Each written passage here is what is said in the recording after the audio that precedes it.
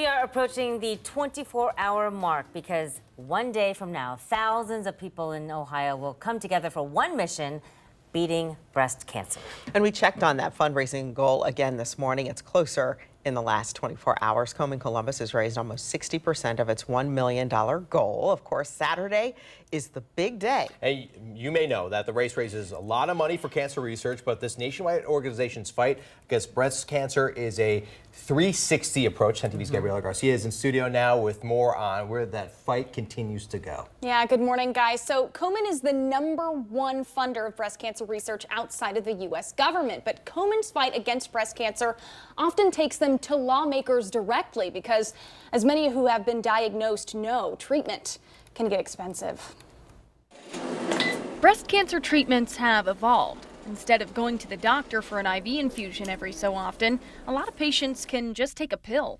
Which is great news for people that don't have to, travel to an infusion center, but also comes with bad news because it's handled differently when it comes to health insurance. Molly Guthrie is the Vice President of Policy and Advocacy at Susan G. Komen. She says breast cancer patients who get IV infusions usually only have to pay an office visit copay, about $20 to $50 a visit. But when they're taking a pill, insurance companies cover treatment as a pharmaceutical benefit, hurting patients' wallets a lot more. You have a lot of players that are all trying to make sure that they recover their costs. So you have the people that are developing the drugs, the pharmaceutical companies, but you also have health insurance, that want to make sure that they're not having to pay more than what they consider their fair share. Komen has a helpline patients can call if they're struggling with paying for treatment. They can connect people to other financial services or their own treatment assistance fund for immediate needs. But the organization's also fighting for policy change on a state and federal level, hoping to make helpline calls for cost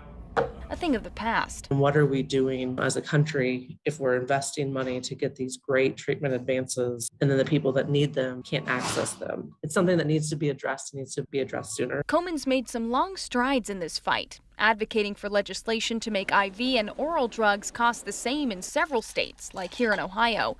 But there are still middlemen. The drug companies themselves and insurance companies putting a burden on patients. That fight is still going on. This is a real impact that happens to people in Columbus and Ohio, across the country every day. And without using our voices and without calling on our lawmakers, it's never going to get better.